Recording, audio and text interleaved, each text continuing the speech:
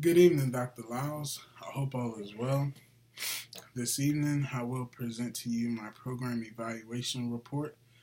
Um, my program of choice was a 60-hour accredited clinical mental health rehabilitation counseling program.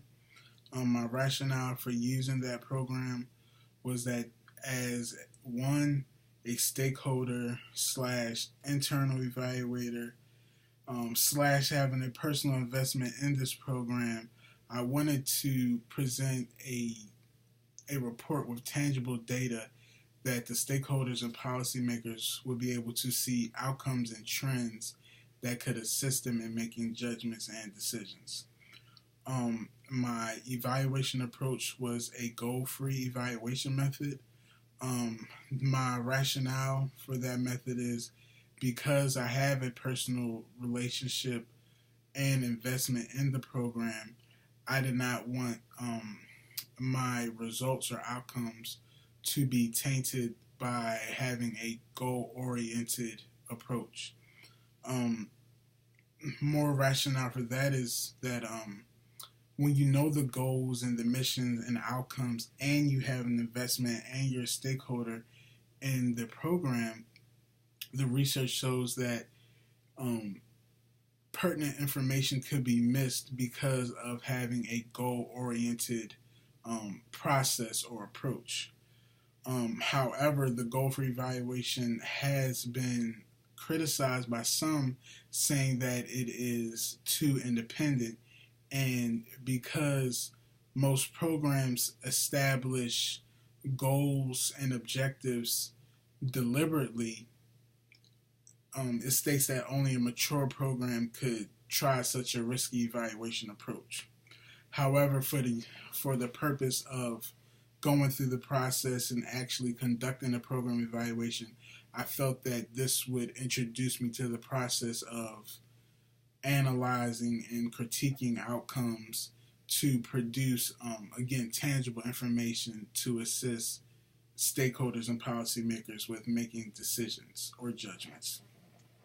So, not only just utilizing the goal free evaluation method, I also utilize a time series design um, to collect my data and to analyze my data. So, my first initial step was to appoint a screener. That screener happened to be the gatekeeper to the rehabilitation counseling program, and that screener also was the program coordinator to the rehabilitation counseling program. Because of our established relationship and rapport, an IRB proposal was not necessary. My report did not cause any imminent harm to the participant or to the integrity of the program. Um, After first initial contact with the gatekeeper slash screener, we were able to establish a series of dates to one or to first present my evaluation method or my evaluation plan, and to seek approval of the gatekeeper to take on the role or task of the screener. Um, it was stated in the literature that throughout the process, I needed to be screened, or my data needed to be screened, um, so that way it did not appear that it was goal oriented, so that there was not any unintentional bias. Also, the utilization of a semi-structured interview was used to collect the data for analysis. Next, after collection of the data, the use of the time series design was implemented to display the trends and outcomes of the rehabilitation counseling program. The data collected was two annual reports from back to back years, and with the time series design, it looks specifically at the trends and outcomes. It does not look at a intervention and then seeing what that intervention does to either manipulate or influence outcomes, but rather it looks at solely what is already produced to provide judgment or decision making. Next, after looking at, or more so after analyzing the data, the outcomes were placed into a table. Within this table, it displays 6 key components in each report that were identical, and they each had some value to them. For example, in the first report for the enrollment section, there was a number of students enrolled. Identically, in the second report, there were a number of students enrolled, and those two numbers were divided, and that percentage was then identified as either an increase, a decrease, proficient, or no trend available. Next, or more so to elaborate on that, having those identifications would allow the stakeholders to see either if they have exactly what it says, increase the trend of the outcome for that category, or has there been a decrease in the trend for the outcomes in that category. So upon creating this table of outcomes and trends, each component has a various set of categories where the audience can read through and look through the table and just see where there has been a positive or negative increase, where the program has been proficient in meeting current or staying or keeping their trend affluent, or also being able to see if there is no trend available and possibly making a judgment on how to either provide more resources or implement interventions to enhance or to have a positive trend in that area.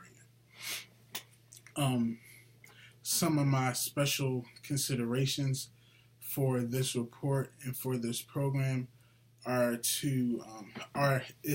that in 2020 there will be an estimated of 40 million baby boomers in the United States. That one implies that training programs need to be more assertive and vigorous in assistive technology. I think that more so a limitation would have been if the utilization of more structured interviews, focus groups, and observations may have identified some of the resources or some of the steps that the program has made in taking on some of these new trending ideas. Also, a big special consideration is that rehabilitation counseling profession has suffered encroachment by other professions such as social workers, physical therapists, and occupational therapists. The literature states that this is an emerging threat. So a special consideration of mine is that programs would take a special interest in encouraging students to be lifelong learners.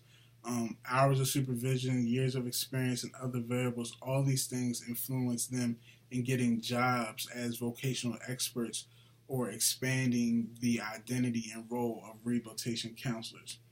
So again, with these outcomes, the professionals or the policymakers and stakeholders will be able to look at these trends and outcomes and see where to implement new ideas for innovation, or again, just to pass judgment on the expansion or the adaptation of new methods to train students.